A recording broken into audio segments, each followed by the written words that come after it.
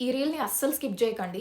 యూకేలో మేము ఈరోజు షాపింగ్‌కెళ్ళినప్పుడు కార్ పార్కింగ్‌కి అక్కడ జరిగిన ఇన్సిడెంట్ ఇది. కేర్‌ఫుల్‌గా వినండి. ఇక్కడ పార్కింగ్ దగ్గర ఎలా అంటే మెషిన్స్ ఉంటాయి. అక్కడ మనం ఎంతసేపు ఉంటాము అనేది ఎంటర్ చేసి పేమెంట్ చేయాల్సి ఉంటది. సో, కార్ పార్క్ చేసి మేము పార్కింగ్ మెషిన్ దగ్గరికెళ్ళినాము. బట్ అక్కడ మెషిన్ డిసేబుల్డ్ అని రాసుంది. అండ్ పక్కనే please scan the QR code to make the payment అని రాసుండే. సో, మేము సిస్టమ్ ప్రాబ్లమ్ అనుకోని క్యూఆర్ కోడ్ అయితే స్కాన్ చేసేసినాము. క్యూఆర్ కోడ్ స్కాన్ చేశాక వెబ్‌సైట్ ఒకటి ఓపెన్ అయింది. చాలా జెన్యూన్‌గానే అనిపిచ్చింది. చెప్పాలంటే మేము యాక్చువల్లీ అంతగా చూసుకోలేదు. Parking details, time, selection, amount అన్నీ కరెక్ట్‌గానే అనిపిచ్చాయి. సో, మేము కార్డ్ డీటెయిల్స్ ఎంటర్ చేసి పేమెంట్ కంప్లీట్ చేసినాము. Of course it was loading for two long. అప్పుడు ఏం డౌట్ కూడా రాలేదు మాకు.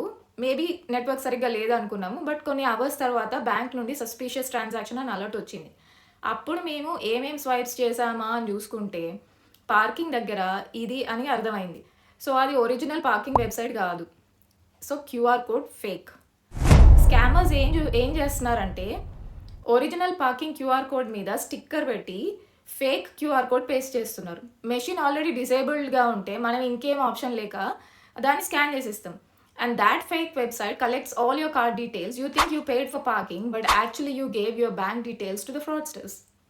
మాకు యూజువల్లీ స్క్రీన్ షాట్స్ తీసుకునే అలవాటు ఒకటి ఉంది ఇలాంటి పేమెంట్స్ చేసినప్పుడు. సో, స్క్రీన్ షాట్ తీసాము.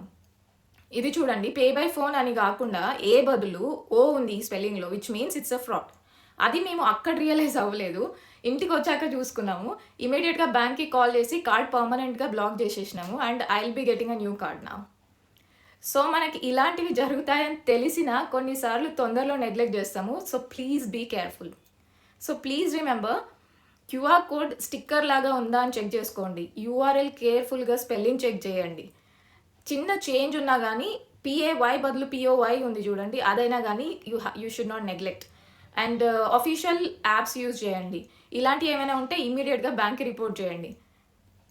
యూకేలో ఉన్నామంటే సేఫ్ అని అస్యూమ్ చేసుకోకండి. స్కామ్స్ ఎక్కడైనా జరుగుతాయి. మన కన్వీనియన్స్ కోసం మనం క్యూఆర్ కోడ్ స్కాన్ చేస్తాం. But one small mistake can cost a lot. So, please share this. And మీరు ఇలాంటివి ఎప్పుడైనా ఫేస్ చేసుంటే కమెంట్ చేయండి. Thank you for watching. Follow me for more.